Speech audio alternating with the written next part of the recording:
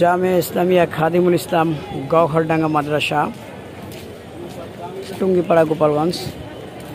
মুজাহিদ আজম আল্লামা শামসুল হক ফরিদপুরি সদস্য হুজুর রহমতুল্লাহ আলাইহের প্রতিষ্ঠিত জামিয়া ইসলামিয়া খাদিমুল ইসলাম গওহরডাঙ্গা মাদ্রাসা। তো আজকে অনেক তোলাবাদের এবং অনেক বড় বড় ওলামা একরামের আগমন এখানে। গওহরডাঙ্গা মাদ্রাসা বোর্ডের মহাসচিব মাওলানা শামসুল হক সাহেব রহমতুল্লাহ আলাই ইন্তেকাল করেছেন। তো হুজুরের জানাজায় উপস্থিত হয়েছেন বিশিষ্ট ওলামা একরাম এবং অসংখ্য তোলাবারা। কর্নারে দেখতে পাচ্ছেন নতুন যে আইডিয়াল শাখা, সেই আইডিয়াল শাখাটা। আর এটা হচ্ছে গওহরডাঙ্গা মাদ্রাসার পুরাতন যেই ভবন, সেই পুরাতন ভবনটি হচ্ছে এইটা। আর আপনারা উপরে যে ভবনটি দেখতে পাচ্ছেন, নতুন যে 6 তলা বিশিষ্ট যে ভবনটি হয়েছে, তো 6 তলা বিশিষ্ট যে বড় ভবনটি, সেই ভবনটি হচ্ছে এই যে আমার সামনে দেখতে পাচ্ছেন, বিশাল বড় ভবন। আর এই যে যেটা দেখতে পাচ্ছেন, এটা হচ্ছে নিচে হচ্ছে হেফসখানা এবং উপরে হচ্ছে হেফসখানা, 3 তলা বিশিষ্ট ভবন। এবং এই যে যেটা দেখতে পাচ্ছেন, এটা হচ্ছে মসজিদ। এইটা হচ্ছে মসজিদ, জামিয়ার মসজিদ।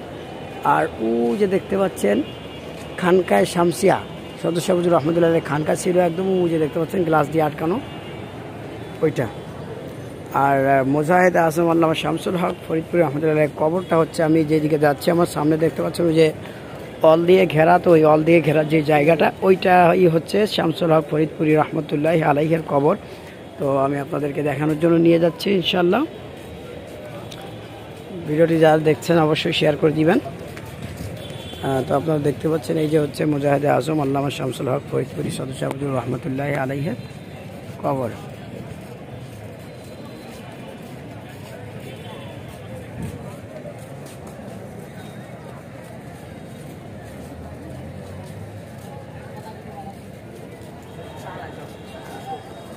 আর কিরাত বিভাগটা হচ্ছে সামনে, সব ভবনই দেখানো হয়েছে, বাকি বোর্ডিং এবং কিরাত বিভাগটা দেখানো হয়নি। তো আমি যে শুধু হাঁটতেছি, আমার সামনে গিয়ে বা বামে গিয়েই কিরাত বিভাগ এবং ডানে গিয়েই বোর্ডিং ঘর। তো পুরো মাদ্রাসাটাকে আমি ক্যামেরার মধ্যে আনার চেষ্টা করতেছি। দেখুন, এটা হচ্ছে কিরাত বিভাগ, নুরানি বিভাগ, কিরাত বিভাগ এক জায়গায়। আর এইখান থেকে ডানে যাওয়ার পরে ওই জায়গাটা কিন্তু আপনার ডানে যাওয়ার পরে বোর্ডিং ঘর। আর এইখান থেকে বামে যাওয়ার পরে হচ্ছে লাইব্রেরি, কিতাবের লাইব্রেরি। হ্যাঁ।